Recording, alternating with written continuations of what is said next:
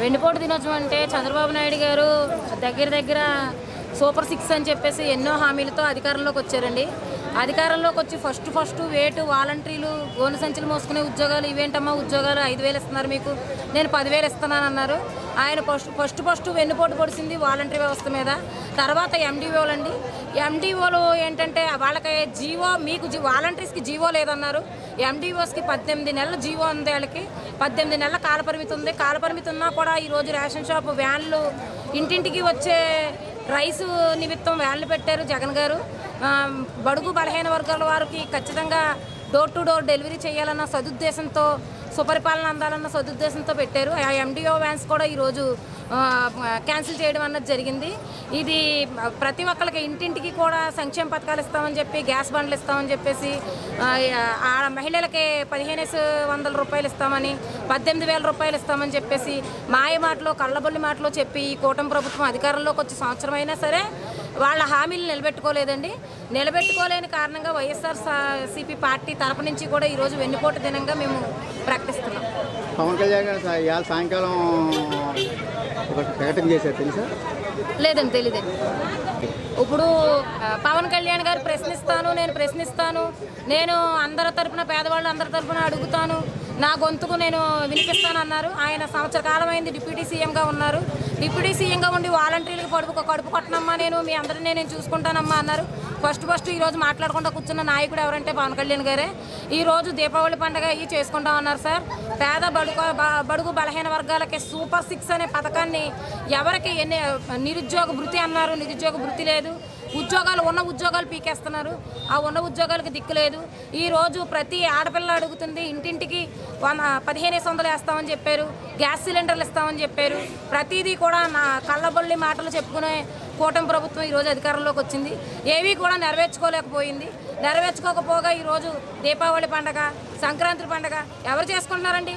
అధికారంలో ఉన్న మీరు చేసుకుంటున్నారా? పేద ప్రజలు చేసుకుంటున్నారా? దీపావళి పండుగ పేద ప్రజలు ఎవరు చేసుకోవట్లేదండి.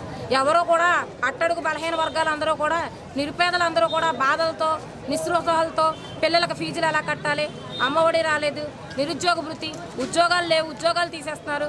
వ్యాన్ డ్రైవర్లు, ఎండిఓ వ్యాన్ డ్రైవర్లు కూడా వాళ్ళ పరిస్థితి ఏంటో అగమ్య గోచరంగా ఉంది. వాలంటీర్ల పరిస్థితి అగమ్య గోచరంగా ఉంది.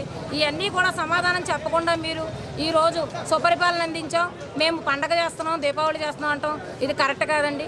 పవన్ కళ్యాణ్ గారు ఇప్పటికైనా మీరు స్పందించి మీ స్పందన అన్నది మేము మాకు తెలియజేయాలని కోరుకుంటున్నాం.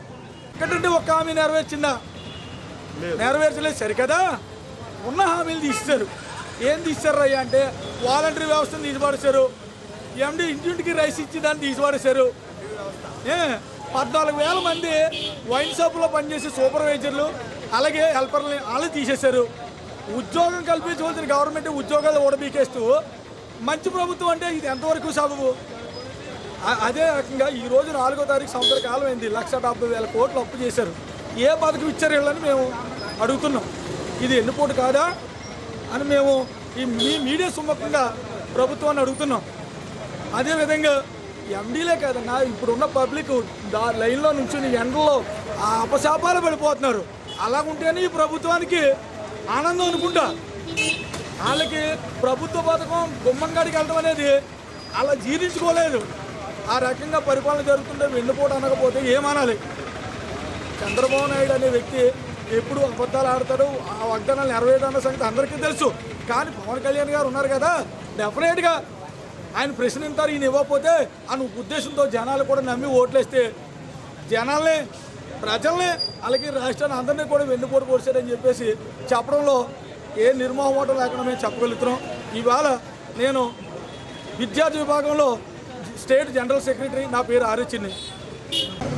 ఇది ఎంత ఆశాస్వరంగా ఉందంటే, దేనికి ఏ ప్రజలు సంతోషంగా ఉన్నారో, ఏ ప్రజలు సుఖ సంతోషాలతో ఉన్నారో మీరు సంబరాలు చేసుకోవడానికి ఆర్థికంగా మీ పార్టీ వాళ్ళు, మీ స్వానుభూతి పరులు ఆర్థికంగా ఈరోజు లబ్ధి చేకూర్చారు కాబట్టి మీరు సంబరాలు చేసుకుంటారు.